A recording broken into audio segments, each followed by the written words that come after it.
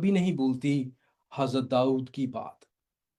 زبور 65 میں چوتھی آیت میں وہ فرماتا ہے کہ ہم برگزیدہ کیے گئے ہیں تاکہ اس کی بارگاہ میں آئے، اور پھر کہتا ہے کہ ہم اس کی بارگاہ کو، اس کے گھر کی خوبصورتی کو دیکھیں، اور کلام مقدس دراصل اس کے گھر کا ستون ہے، جس کو ہم دیکھتے ہیں تو ہمیں کچھ اور نظر نہیں آتا بلکہ خدا کا جلال، اور وہ کام نظر آتا ہے، وہ محبت نظر آتی ہے جو اس نے ہم سے رکھی۔ اور دراصل پہلا یوحنا کا عام ہاتھ اسی محبت کے بارے میں ہم سے بات کرتا ہے، اسی نور کے بارے میں بات کرتا ہے، اور اسی سچائی کے بارے میں بات کرتا ہے کہ خدا نور ہے، خدا سچائی ہے، خدا دراصل وہ حقیقت ہے، وہ کوئی کوئی دھواں نہیں، وہ کوئی ایسی روح نہیں کہ جس کے بارے میں وہ ہمیں دور سے نظر آئے اور بس یہی ہے، نہیں، بلکہ وہ نور ہے، وہ حق ہے، اور وہ سچائی ہے۔ یہی حقیقت ہمیں خدا کی محبت میں وہ کہتا ہے نظر آتی ہے۔ پھر وہ بیان کرتا ہے کہ چونکہ خدا نور ہے، خدا سچائی ہے، خدا محبت ہے، یہ کامل طریقے سے ہمیں کسی اور کی ذات میں نظر نہیں آتی بلکہ خداوند یسوع مسیح کی ذات میں یہ باتیں ہمیں نظر آتی ہیں۔ مسیح نے خود فرمایا کہ راہ، حق اور زندگی میں، مسیح یسوع نے فرمایا کہ حقیقی نور میں ہوں، اور مسیح یسوع اپنی محبت کا اظہار صلیب پر بڑے ہی جاودانہ انداز سے کرتے ہیں۔ اسی بات کو ہم نے پچھلے خطبہ میں بھی سیکھا کہ کیسے خداوند یسوع مسیح، جب ہم اس پر ایمان لاتے ہیں اور اس کے فرمانبرداری کرتے ہیں تو اس میں سے ہم اس کے وسیلہ سے دنیا پر غالب آتے ہیں۔ یہ حقیقت جب ہم جانتے ہیں تو ایک اور سوال ہمارے سامنے پیش آتا ہے کہ مسیحی ایمان اور یہ فرمانبرداری اور یہ غلبہ، پھر اس کی گواہی کیا ہے؟ اس کے بارے میں ہم بات آج کریں گے۔ جب ہم گواہی کی بات کرتے ہیں تو ایک سن 1946 کا واقعہ یاد آنا چاہیے۔ یہ دنیا کا بہت ہی بڑا واقعہ تھا۔ یہ ایسا غمگیر اور بھیانک واقعہ تھا۔ یہ واقعہ دراصل کسی اور جگہ نہیں بلکہ جرمنی میں پایا گیا۔ اس میں لاکھوں کروڑوں عام انسان جن کا کوئی واسطہ ہے اس سیاسی نعرے کے ساتھ نہیں تھا، وہ موت کا شکار ہوئے۔ ان کو گیس کے ساتھ ایک کیمپ، یعنی کہ کئی کیمپ قائم کیے گئے اور اس میں گیس چھوڑ دی جاتی اور ان کو مرنے کے لیے چھوڑ دیا جاتا۔ جب دوسری جنگ عظیم ختم ہوئی تو یہ مقدمہ نورمبرگ میں شروع ہوا۔ اس کے شروع میں ایک سوال تھا، کیا واقعہ ہی یہ سب کچھ انہوں نے کیا تھا؟ جب یہ سوال اٹھایا گیا تو شروع میں لوگوں نے اس کے بارے میں کہا، او نہیں نہیں، یہ تو بس بنی بنائی سوچی، ایسا ظلم کوئی نہیں کر سکتا، ایسا خیال کوئی نہیں کر سکتا، یہ مبالغہ رائی ہے، ایگزیچوریشن۔ لیکن جب گواہ پیش کیے گئے جنہوں نے اپنی آنکھوں سے دیکھا، وہ دستاویزات پیش کیے گئے جو اس گورنمنٹ نے ان لوگوں کے خلاف کیے جن کو انہوں نے مار ڈالا، اور وہ تصویریں اور فلمیں جو ان کیمپوں میں ان عام بے قصور لوگوں کے ساتھ واقعہ ہوا، جو معاملہ وہ پیش کیا گیا، آپ حیران ہوں گے کہ اس دن عدالت میں کسی کے پاس کچھ لفظ نہیں تھا کہنے کے لیے. وہ سب کے سب لاجواب، اور ان کے پاس کچھ نہیں تھا کہ وہ اب کوئی اور بات کہیں سوائے اس کے کہ یہ واقعہ ہوا ہے اور یہ سچ ہے.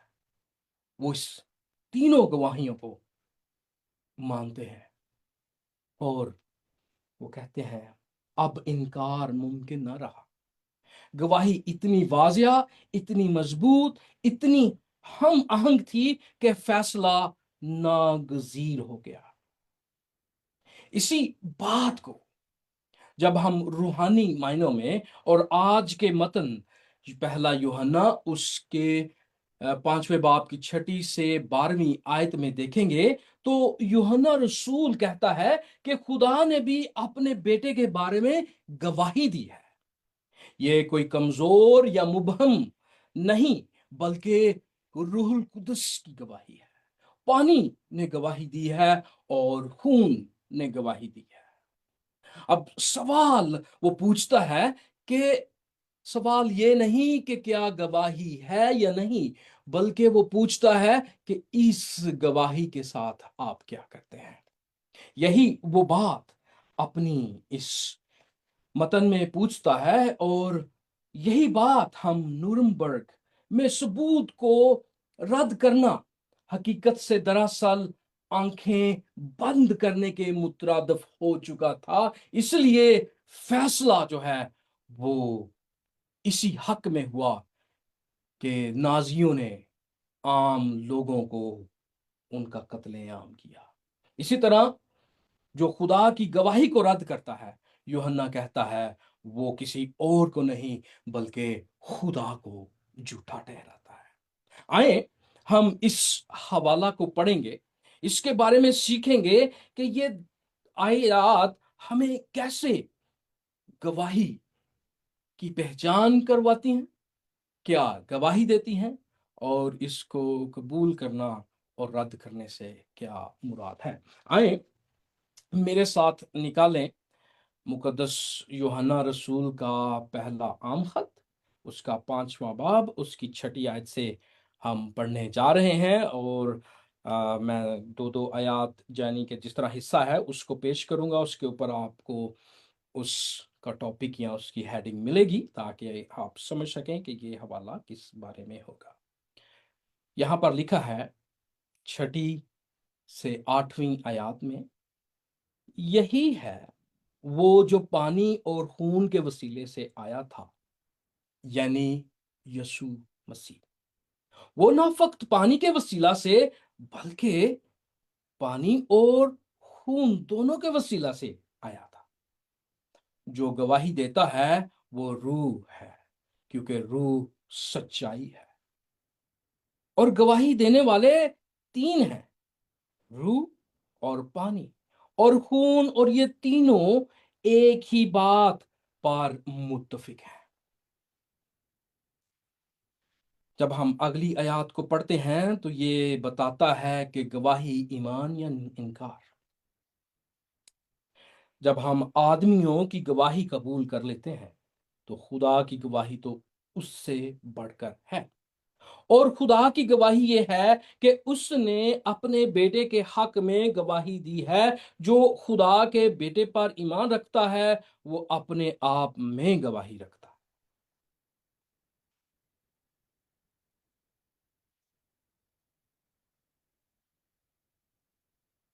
جس نے خدا کا یقین نہیں کیا اس نے اسے جھوٹا ٹھہرایا، کیونکہ وہ اس گواہی پر جو اس نے اپنے بیٹے کے حق میں دی ہے ایمان نہیں لاتا.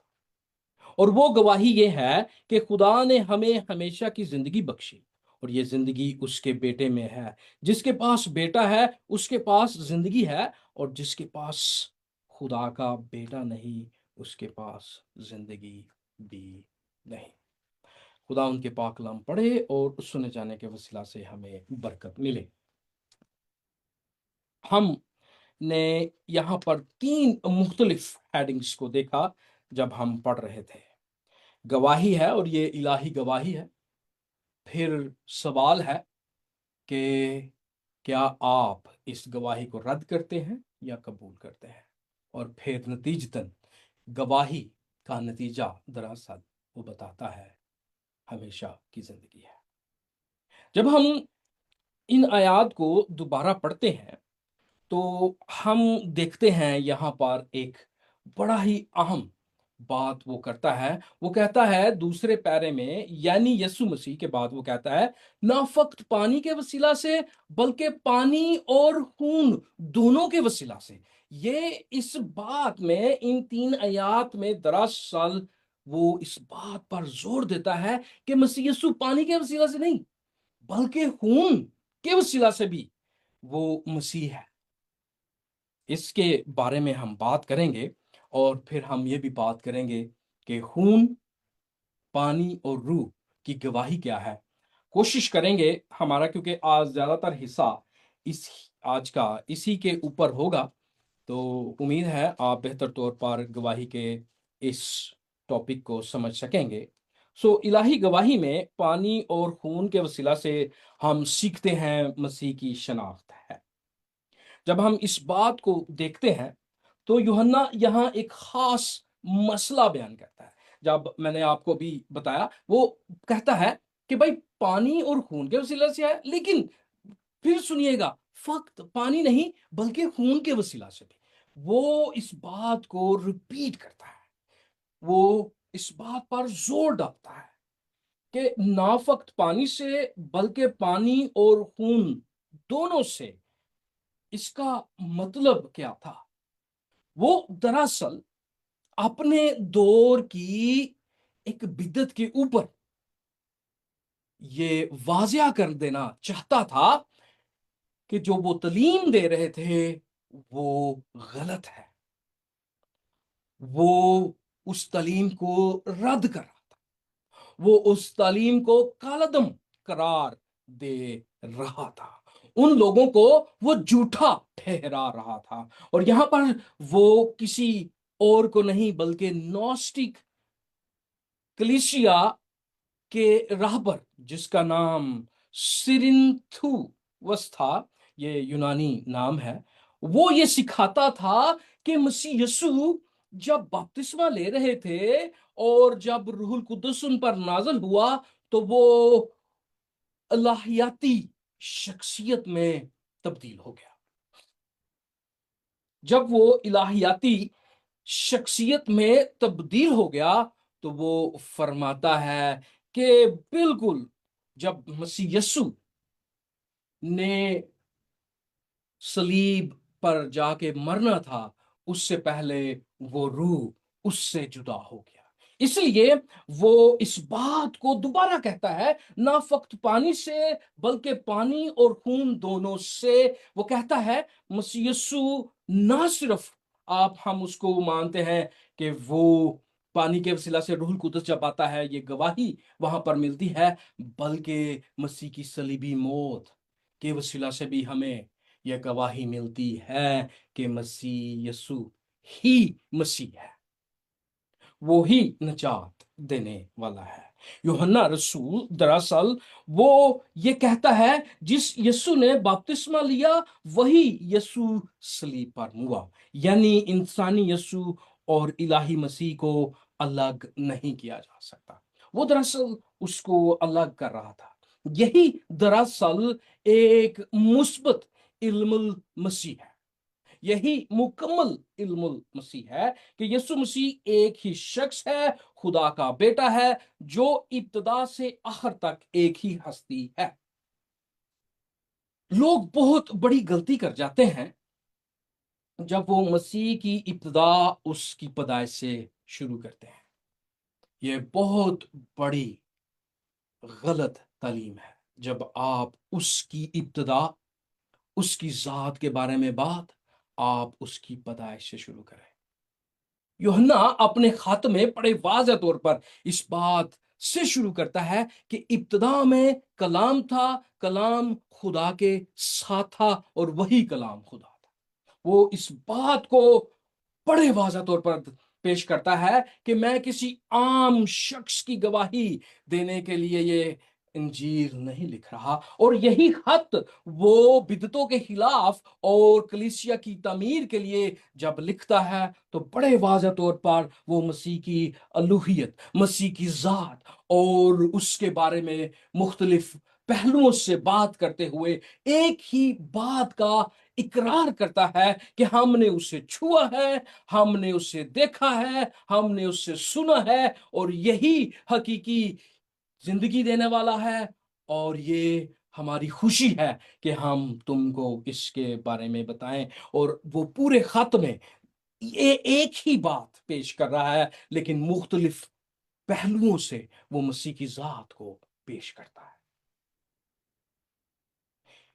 आप अगर अंजीले यूहन्ना से वाकफियत रखते हैं तो मसीह की मसलूबियत पर जब उसकी पसली में नेजा लगा तो वहां पर भी वो इसी बिदती ख्याल को रद्द करते हुए वो वाज़या हमें पेश करता है। वो कहता है, मगर उन में से एक सिपाही ने भाले से उसकी मसीह की पसली छीदी और फिलफोर उससे खून और पानी बह निकला।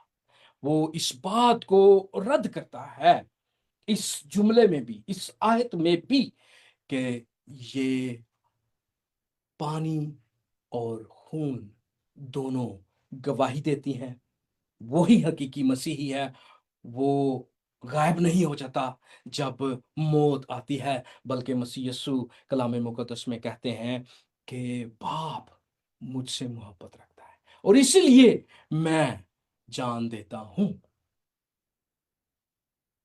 जनाबे मन, अंजील मुकद्दस ही नहीं, अंबिया कराम इस बात का इकरार करते हैं। अंबिया कराम इस बात का इकरार करते हैं। इसलिए तो वो खून की गवाही को बड़े वाजिया और बड़े जोर से बयान करने की कोशिश करता है। मिसाल के तौर पर यहाँ पुराने अहदनामा की अगर बात करें तो एहबार 17 उसकी 11वीं आयत में खून कफारा देता है जो जिंदगी रखता है। हरूज की किताब में 12वें बाब की 13वीं आयत में खून दरअसल मौत से बच जाने का निशान है। यसाया 53 में मसीह बतौर खादम अपनी जान देता है। यूहन्ना की अंजील उसके पहले बाब और उसकी 29 आयत में यूहन्ना जो अस्तबागी कहलाता है, जिसको याया भी कहा जाता है, वो कहता है कि देखो खुदा का बर्रा जो दुनिया के गुनाह उठा लिए जाता है। बर्रा की हकीकत वही है जो खरूज 12वें बाब में पेश की गई कि ये वो बर्रा है जो हमारी जानों को महफूज करता है, अपनी जान दे के, अपना खून दे के। सलीब पर हकीकी खून तरासनी इस बात की दलील है कि मसीह यस्सु हमारी खातिर मुआ।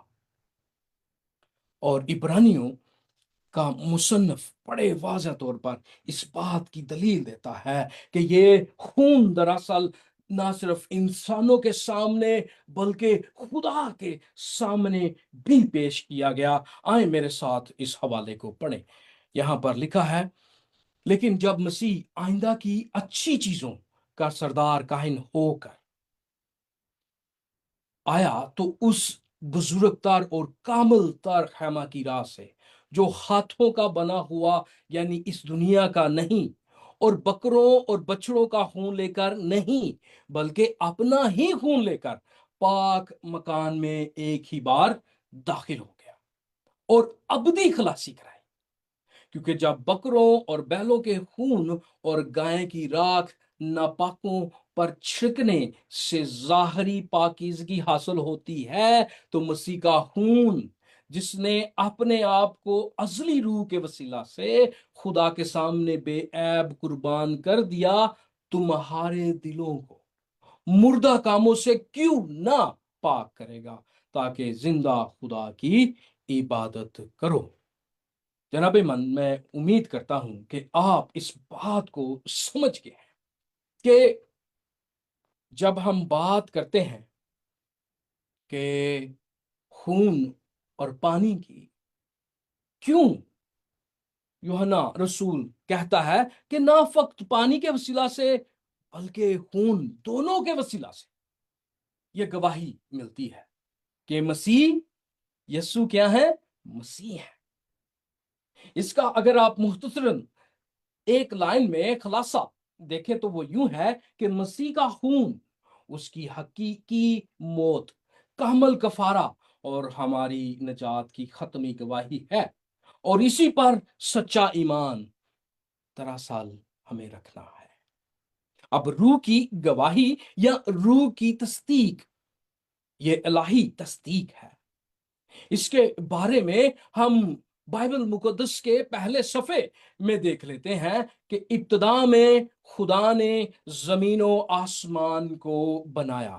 جب خدا نے زمین و آسمان کو بنایا تو اس کا روح پانی کی سطح پر جنبش کرتا ہوا نظر آتا ہے، اور اس کا کلمہ جب وہ کہتا ہے تو چیزیں وجود میں آتی ہیں۔ تخلیق کائنات اس کے کلمہ کے وسیلہ سے ہمیں نظر آتی ہیں۔ جب ہم ان تینوں چیزوں کو دیکھتے ہیں کہ تخلیق کائنات میں جو پرفیکٹ کامل تخلیق خدا نے بنائی، وہ دراصل خدا نے ابتدا میں زمین و آسمان کو پیدا کیا، اس کی گواہی جو ہے وہ روح القدس پانی کی سطح پر جنبش کرتے ہوئے نظر آتا ہے، اور پھر ہمیں بتایا جاتا ہے کہ خدا نے کہا، اس کا کلمہ وجود میں آتا ہے، اور جب وہ کلمہ آتا ہے تو اس سے تخلیق ہوتی ہے۔ جب اس سے تخلیق ہوتی ہے تو جو ہی آدم بنتا ہے، آدم نے اس تخلیق میں بربادی کا کام کیا، نافرمانی کر کے۔ جب اس تخلیق کو دوبارہ بحال کیا جاتا ہے تو ہمیں پھر ہمیں پھر یہی تصویر نظر آتی ہے، اور اس کے ساتھ ساتھ یہ بات کوئی اور نہیں بلکہ نبی اس بات کی گواہی دیتا ہے۔ یوحنا جنہیں یحییٰ کہتے ہیں، یہ گواہی دیتا ہے کہ میں نے روح کو کبوتر کی طرح آسمان سے اترتے دیکھا ہے، اور وہ اس پر ٹھہر گیا، اور میں تو اسے پہچانتا نہ تھا۔ وہ کہتا ہے مجھے نہیں پتا۔ وہ اپنی کمزوری کو ظاہر کرتا ہے، وہ اپنی لمٹ کو ظاہر کرتا ہے، مگر جس نے مجھے پانی سے بپتسمہ دینے کو بھیجا، اس نے مجھ سے کہا جس پر تو روح کو اترتے اور ٹھہرتے دیکھے وہی روح القدس سے بپتسمہ دینے والا ہے۔ چنانچہ آپ اندازہ لگائیں، نبی ہوتے ہوئے وہ فرماتا ہے چنانچہ میں نے دیکھا اور گواہی دی ہے کہ یہ خدا کا بیٹا ہے۔ ہمیں کہا جاتا ہے کہ ہم اپنی طرف سے یسوع مسیح کو خدا کا بیٹا بناتے ہیں، جبکہ یہاں پر نبی بھی اس کی دلیل دیتے ہوئے، نبی بھی اس بات پر مہر کرتے ہوئے ہمیں نظر آتا ہے کہ جس پر روح القدس ٹھہر رہی ہے وہ کوئی اور نہیں بلکہ خدا کا بیٹا ہے، وہ خدا کا کلمہ ہے، اور یہی وہ روح کی گواہی ہے۔ یہی پولس یوحنا رسول اس بات کی گواہی دیتا ہے کہ یہاں ہمیں روح القدس بھی تخلیق کائنات کے لمحہ میں گواہی دیتے ہوئے نظر آتا ہے۔ اب اس بات کو اگر آپ پھر ایک جملے میں سیکھنا پسند کریں گے تو وہ یہ ہے کہ جو بپتسمہ لینے والا بھی ہے اور صلیب پر قربان ہونے والا، وہ کوئی اور نہیں، وہ یسوع مسیح ہے۔ یا مسیحی ایمان اس مکمل یسوع پر قائم ہے جو بپتسمہ میں ظاہر ہوا، صلیب پر قربان ہوا، اور جس کی سچائی کی گواہی روح القدس دیتا ہے۔ امید ہے آپ کو یہ بات سمجھ آ گئی ہوگی۔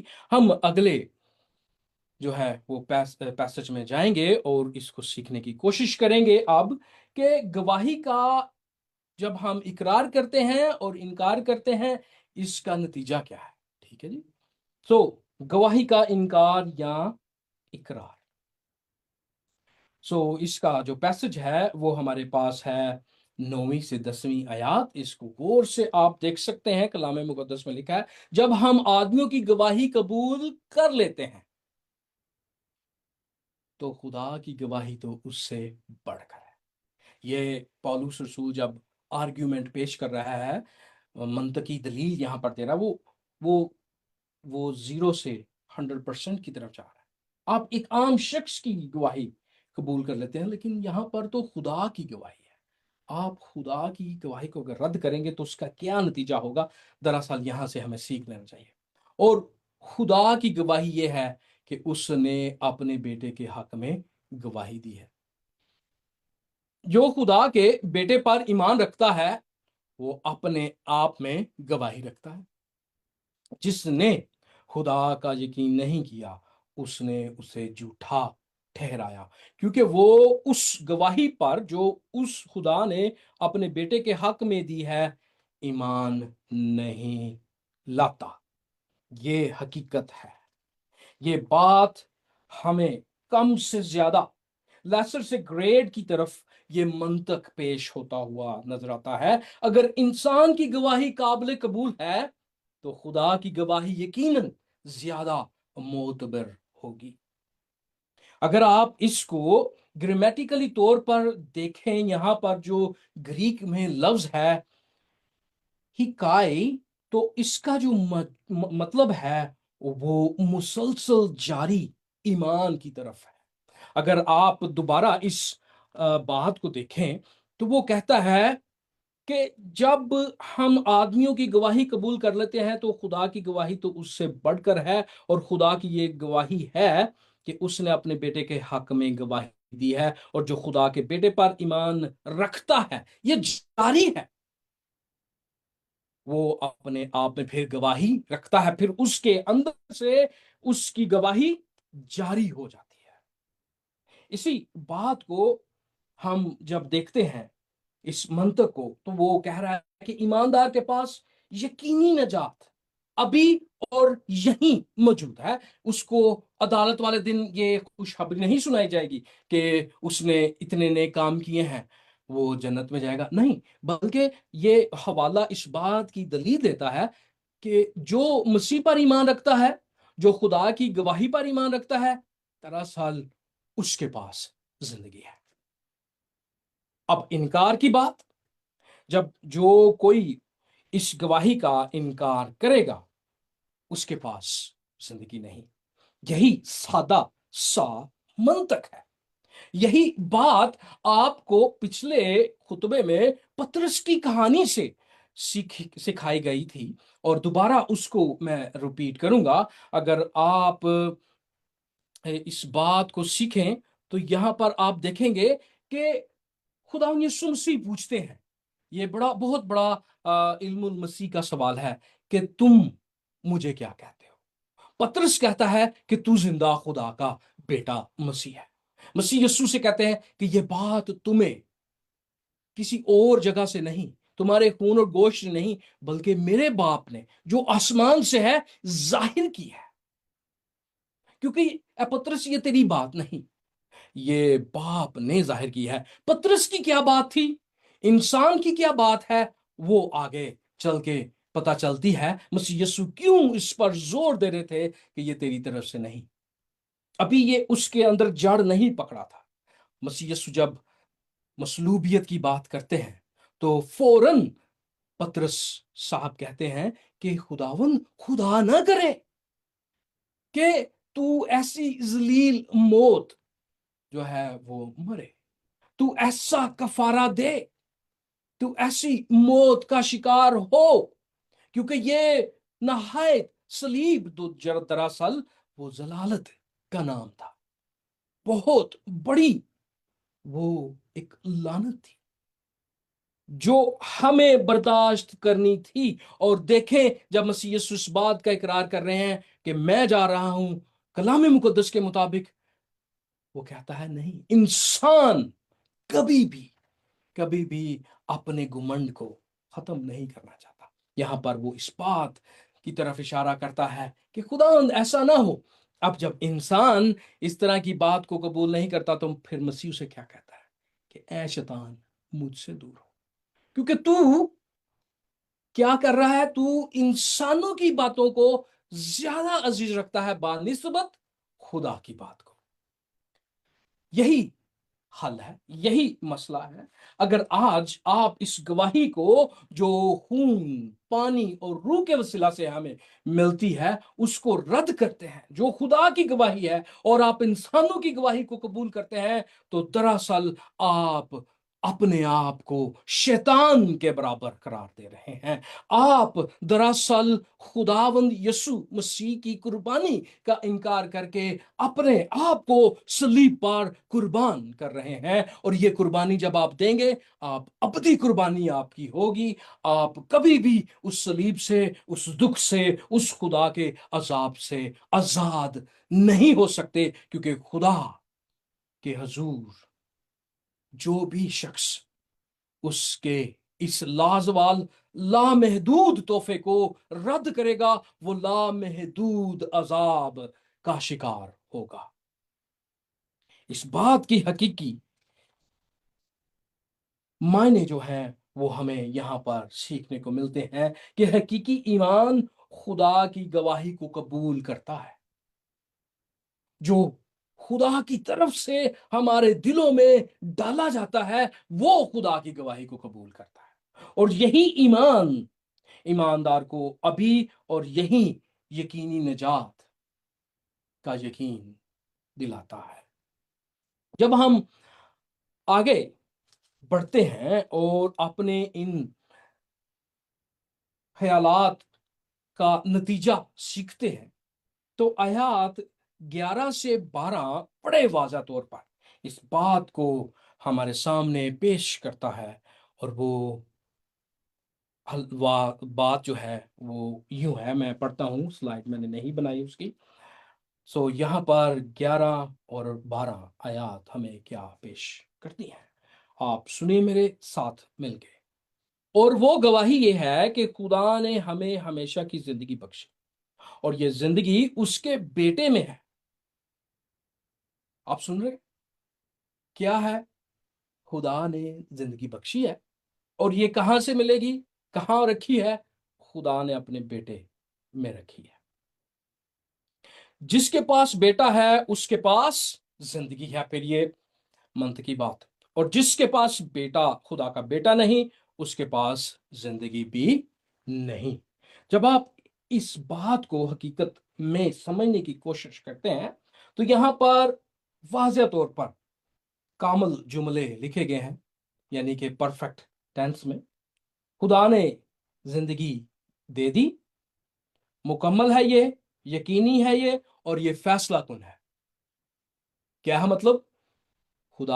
خدا نے جو زندگی ہمیں بخش دی ہے مسیح یسوع میں، یہ کامل ہے، یہ یقینی ہے، اور یہ فیصلہ کن ہے۔ اور یہ کہاں سے ہمیں ملے گی؟ یہ بیٹے میں ملے گی۔ میں بار بار اکثر یاد دلاتا ہوں، زبور 2 پڑھیں، اس کے آخری الفاظ دراصل یہاں پر نظر آ رہے ہیں۔ وہاں پر لکھا ہے کہ بیٹے کو چومو، ایسا نہ ہو کہ وہ قہر میں آ کر تمہیں ہلاک کرے۔ اس کو چومنے سے مراد اس کو قبول کرنا، اس سے چومنے سے مراد اس کی خداوندی کے نیچے آنا، اس سے چومنے کے مراد یہ ماننا کہ وہ ہمارا منجی ہے، وہ ہمارا نجات دینے والا ہے، وہی ہماری زندگی کا سبب ہے۔ ابدی زندگی ایک تحفہ ہے جو مسیح میں پہلے ہی دے دیا گیا ہے، یہ دے دیا گیا ہے، اب اس کو قبول کرنا ہمارا کام۔ اس لیے یہ متن 2 آیات اس بات کو یوں پیش کرتی ہیں، جس کے پاس بیٹا ہے اس کے پاس زندگی ہے، جس کے پاس بیٹا نہیں اس کے پاس زندگی بھی نہیں۔ نجات کی حقیقت یہاں پر جب ہم اس بات کو، بیٹا اور زندگی، بیٹا نہیں زندگی بھی نہیں، اس کو جب ہم دیکھتے ہیں تو دوسرے معنوں میں بتا رہا ہے، نجات مذہب میں نہیں ہے، اعمال میں نہیں ہے، بلکہ مسیح میں ہے۔ یہی وہ بتا رہا ہے کہ جب تک ہم مسیح کو قبول نہیں کریں گے، اس میں قائم نہیں ہوں گے، اس میں ہم یونین نہیں کریں گے، اس میں ہم پنہا نہیں ہوں گے، ہم کبھی بھی زندگی نہیں رکھیں گے۔ بیٹے میں ہونا اس کے ساتھ زندہ تعلق ہے، اس کی زندگی میں شریک ہونا ہے۔ اس کے بارے میں غلطیوں کے خط میں بڑے واضح طور پر ایک خوبصورت طریقے سے اس بات کو تحریر کیا گیا ہے۔ پولس رسول لکھتا ہے، میں مسیح کے ساتھ مصلوب ہوا ہوں، یونائٹ ہوا ہوں، یونین ہے، اور اب میں زندہ نہ رہا بلکہ مسیح مجھ میں زندہ ہے، اور میں جو اب جسم میں زندگی گزارتا ہوں تو بیٹے کے خدا کے بیٹے پر ایمان لانے سے گزارتا ہوں۔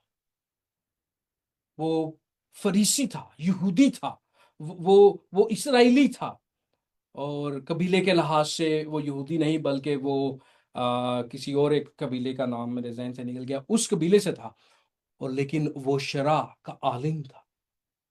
لیکن یہاں پر وہ کیا کہہ رہا ہے؟ میں شریعت کے وسیلہ سے نہیں بلکہ کس کے وسیلہ سے؟ بیٹے پر ایمان رکھنے سے وہ زندگی جو ہے وہ گزارا، جس نے مجھ سے محبت رکھی اور اپنے آپ کو میرے لیے موت کے حوالے کر دیا۔ میں خدا کے فضل کو بیکار نہیں کرتا، کیونکہ راست بازی اگر شریعت کے وسیلہ سے ملتی تو مسیح کا مرنا ابس ہوتا۔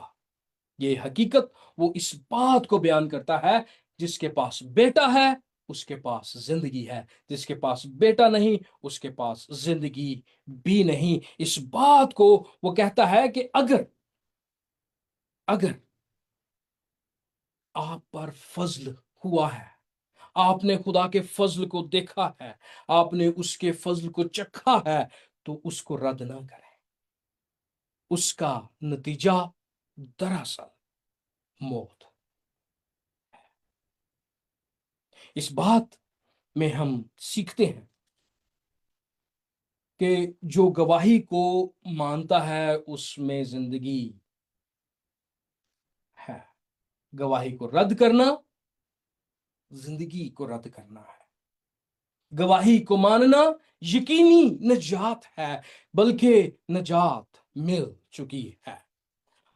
اب اس کو آپ اگر ایک جملے میں سیکھنے کی کوشش کریں تو یہاں پر سادے الفاظ میں لکھا ہے کہ ابدی زندگی کسی نظام یا عمل میں نہیں بلکہ صرف یسوع مسیح میں ہے، اور جس کے پاس بیٹا ہے اس کے پاس زندگی ہے۔